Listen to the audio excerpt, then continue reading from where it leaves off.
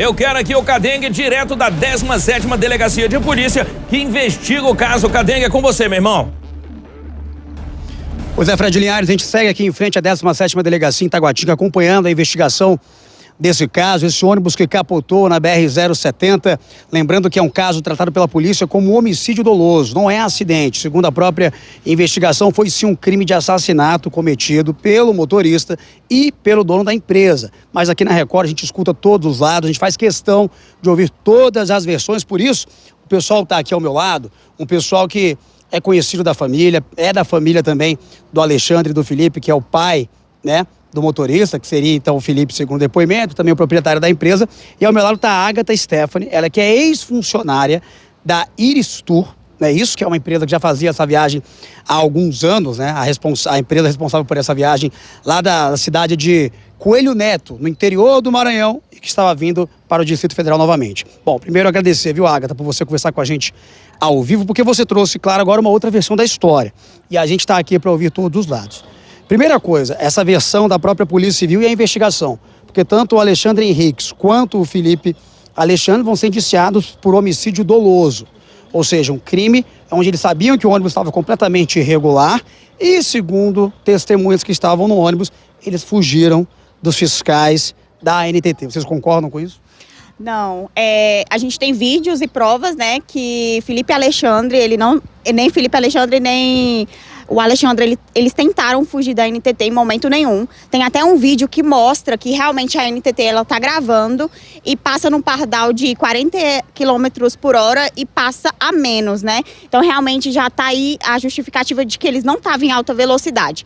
Segundo, quem estava conduzindo o veículo não era Felipe Alexandre, era o Alexandre. O Felipe estava num carro menor atrás da ANTT.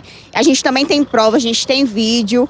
E o Felipe, ele estava conduzindo um carro pequeno. Realmente era o Alexandre que estava conduzindo o veículo. Antes de passar até a palavra para o Fred, viu, Fred? Olha, Agatha, porque a gente tem depoimento, a gente teve acesso ao depoimento. Algumas pessoas falam que o ônibus estava acima, inclusive, de 120, 140 km/h. E que nisso ele colidiu com uma caminhonete, que a caminhonete chegou a capotar também. Isso no momento que o carro, que segundo o depoimento era direcionado pelo dono da empresa, o Alexandre, ele entrou na frente dos fiscais para que o ônibus pudesse fugir. Isso, então, para vocês não é verdade? Não, até porque a gente tem uma filmagem antes do acidente de uma passageira que estava até na poltrona 4. Ela até deu uma entrevista também e ela tem a filmagem da velocidade que o ônibus estava. Ele não estava em momento nenhum em alta velocidade. Mas eles assumiram o risco. O ônibus estava com pneus carecas, em alta velocidade, numa pista chovendo, e teriam sido autuados pela ANTT, mesmo assim desrespeitaram a parada. Na verdade, eles não desrespeitaram. A ANTT pediu para que eles fossem para a rodoviária terminar o desembarque e foram assim que eles fizeram. Eles foram para finalizar o desembarque e acidentalmente ocorreu, né, da caminhonete entrar. A caminhonete entrou e não tem como. É carro grande, né? É um ônibus. Não freia igual o carro freia. Foi deslizando. A caminhonete teria entrado na frente, tem certeza? Eles fecharam a caminhonete e ela entrou. E tem provas, né? A gente tem provas disso, porque a gente já falou com pessoas que assistiram o momento exato do acidente e realmente a caminhonete, ela fechou, ela entrou e provocou o acidente todo. Fred, lembrando que são versões, dessa versão dos conhecidos, da família e também de funcionários da Iris Tour, mas que, segundo a investigação policial, já era inclusive uma empresa que tinha sido autuada outras vezes pelo transporte irregular clandestino de passageiros. Tem alguma pergunta, Fred, aqui para a Agatha Stephanie? Rafa, numa boa, as informações que a gente tem, inclusive, da polícia é o seguinte. Um cara estava dirigindo o ônibus, esse ônibus foi parado. Na hora que esse ônibus foi parado, foi abordado, ele chamou o pai dele. E que depois o pai dele teria pego a direção. Ela nega, então, isso veementemente. Pois é. Não, a versão da polícia tem um depoimento do próprio Alexandre dizendo que teria, então, trocado de direção após a parada lá no posto da PRF. Só que outros testemunhos e a própria polícia afirma que não. Quem foi parado na PF, pilotando o ônibus, dirigindo o ônibus, era o Felipe Alexandre e depois ele que era o motorista quando o ônibus capotou. Vocês falam que trocou, então, para você. Foi assim, o Felipe realmente ele veio conduzindo o ônibus até a PRF. Isso realmente foi verdade. Ele ligou pro pai dele, o pai dele veio imediatamente fazer a troca. E o Felipe foi no carro menor. Tiveram uma troca e a gente tem até o vídeo de quando o Felipe desce e entra no carro pequeno. Na frente estava até a NTT, então a NTT viu tudo, que realmente o Felipe desceu do ônibus, o Alexandre subiu e entrou no carro pequeno o Felipe, né? Você é ex-funcionária da Iristur. O ônibus fazia viagens clandestinas ou não? Sim, fazia. O ônibus fazia viagens clandestinas, você assume? Sim. E tava com o pneu careca? Disso eu não sei, de fato, realmente, se tava com os pneus carecas, né? Não... Vou de boa. De fato, isso a gente não sabe. Rafa. Fred, pode falar, Fred. Cara, pois eu vou continuar ouvindo isso aí, a gente tem várias versões, a notícia é isso mesmo, cada um vai dar a sua versão e a polícia tem que investigar para dizer qual é a verdadeira, né? E eu quero saber dela, então, o porquê dessa troca. Eu não entendi, então, se o cara tava dirigindo, parou na PF, por que o pai dele assumiu esse volante? O cara que dirigia não tinha autorização para dirigir, carteira vencida, alguma coisa parecida? Pois é, se o ônibus estava lá seguindo na velocidade da via, o Fred está perguntando. Fred Linhares ao vivo no Balanço Geral. Estava dirigindo, foi parado na PRF, o Felipe. Por que a troca? Por que ele trocou então com o pai dele? Ele não tinha habilitação para dirigir um ônibus, ele não estava em condições de dirigir ônibus, por que eles teriam trocado? Porque, na verdade, o Felipe não ia fazer o desembarque em Taguatinga. Quem ia pegar era o Alexandre, né? Até então estava tudo certo. Só que a dona Maria, que é a dona da Viagem Iris, ela está hospitalizada, ela está internada. E aí o Alexandre foi pro hospital para ficar com ela. Aí foi quando o Felipe falou, pai, fui pego aqui na PRF, tem como o senhor vir aqui? Foi quando ele foi e eles fizeram uma troca, mas o Felipe tem habilitação, tudo certinho, o Felipe não tem nenhum, nunca foi preso da polícia, não tem nenhum, nada. Realmente ele é todo certinho, sabe, em relação a isso. Foi só porque mesmo pegaram ali e aí foram, e ele pediu só a ajuda do pai dele mesmo. Para vocês, então, o grande responsável pelo acidente na chuva foi a Hilux? A Hilux teria fechado o ônibus? Sim, foi porque o ônibus, ele foi, isso mesmo, o ônibus ele foi evitar para não colidir e infelizmente não deu porque o ônibus, quando a Hilux entrou, ela freou bruscamente e o ônibus ele tentou frear, ele tentou tirar para não colidir. Só que a pista é a primeira chuva ali, cheio de óleo na pista, realmente o ônibus não conseguiu voltar, ele perdeu a direção. Esse é um depoimento que vocês têm por parte de quem? Porque os dois estão presos, tanto Felipe quanto Alexandre. Quem contou para vocês? Não, porque a gente tem prova, a gente tem vídeo, tem testemunha, a gente já tem tudo. Realmente as testemunhas vão dar também os depoimentos, algumas já deram e outras ainda vão dar, né? Mas a gente tem mensagem, a gente entrou em contato, então todo mundo ali que viu ali na hora já foi passado pra gente. E as famílias, as pessoas que morreram, vocês mandaram mensagem, falaram o quê? Como é que vocês vão explicar isso?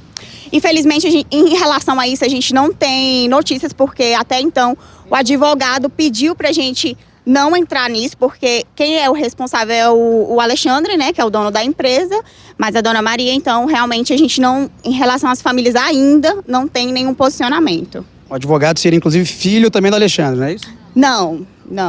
Pergunta, vocês sabem já o resultado da audiência de custódia? Não, ainda não. A gente ainda não olhou rede social, TV, não. A gente veio direto pra cá. Nenhum advogado entrou em contato ainda? Não, talvez só com a esposa do Felipe, né? Mas com a gente ainda não. Aí, lembrando, viu, Fred, a gente está mostrando aqui, as pessoas estão aqui, pediram para falar, para conversar com a gente. A Agatha Stephanie gentilmente atendeu, claro, e está falando aqui a versão deles, mas é importante trazer a investigação policial, que contradiz com a versão da Agatha. A investigação policial aponta que o carro branco, que era dirigido, pilotado pelo proprietário da Iristur, o Alexandre, entrou na frente do carro da NTT, viu, Fred, para que o ônibus pudesse acelerar e fugir. E tem testemunha no ônibus que fala que viu o motorista falando, tá bom, vou correr, vou fugir. Agora, claro, cabe a investigação policial, viu, Fred? Pois é, Rafa, como eu falei ainda há pouco, nós não somos polícia, né? Nós não somos do judiciário. Ela deu a parte dela, algumas vítimas aí, a parte deles também. E agora é a defesa. A defesa vai usar que a caminhonete, pelo visto, né? Porque ela é uma ex-funcionária da empresa. Eu não sei tecnicamente por que ela tá falando pela empresa. Mas, segundo ela, a defesa da empresa vai ser essa. Não, nós fomos fechados por uma caminhonete. E essa caminhonete foi quem trouxe o acidente. Foi quem trouxe o acidente. Foi não, Cadengue? Só acrescentar a informação, né? Eu tive aqui acesso, né? Eu consegui identificar o depoimento do motorista da caminhonete, que é um senhor empresário lá de Mato Grosso. Ele estava aqui no DF apenas no final de semana, estava voltando já para a casa dele em Mato Grosso, e ele afirma que estava na via quando recebeu a pancada, o impacto na caminhonete dele, uma Hilux, e a caminhonete chegou a capotar algumas vezes também. Felizmente, ele não sofreu nenhum tipo de ferimento machucado. A versão da família e dos conhecidos é de que a caminhonete teria fechado o ônibus, mas esse não é o depoimento desse motorista da caminhonete, nem aquilo que está também na perícia feita naquele momento ali na 070, viu, Fred? Cara, pois é, então nós ouvimos o lado da empresa e estamos ouvindo aí o lado das vítimas também. Com certeza a polícia fazendo a mesma coisa e nós só temos que noticiar. Nós vamos noticiar o que a polícia trouxer pra gente, o que o inquérito trouxer pra gente. Rafa, agradece ela também, não sai daí que eu vou voltar com você. Mas agora você de casa vai ver o depoimento de duas vítimas, pai e filho, que é o seu Antônio e o Júlio César. Eles contam, eles inclusive lembram aí do acidente. Vamos embora ver na tela. Do momento do acidente, o que vocês lembram? Em qual fileira vocês estavam? O que vocês lembram do momento que o ônibus virou? Eu vi só o pessoal gritando, né? Mãe vai virar, né? Aí eu também apaguei. Na hora que o ônibus virou, você já desmaiou? Ah, Você estava mais à parte da frente ou de trás do ônibus? no meio do ônibus. Eu só vi o pessoal gritando, só mais nada. Aí depois capotou, só fui atrás dele. E o pessoal tô gritando. E Foi debaixo do ônibus.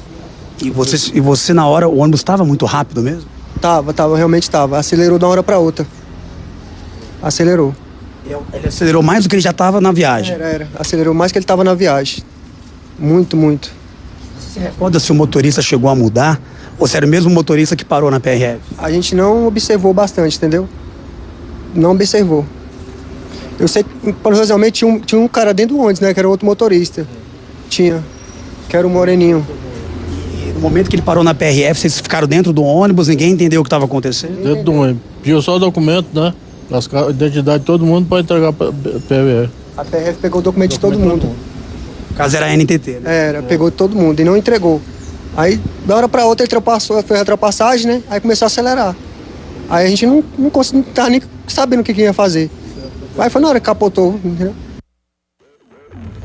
Cara, e poderia ser maior essa tragédia, né? Vocês veem aí duas vítimas. Eu, inclusive, na imagem vi o senhorzinho de Tipóia, né? O senhorzinho de Tipóia. Daqui a pouquinho eu vou conversar com a mãe da Malu, uma criancinha que estava nesse ônibus, e vou conversar com outra vítima também. Aguenta aí, eu vou pro intervalo rapidão. Sai daí não.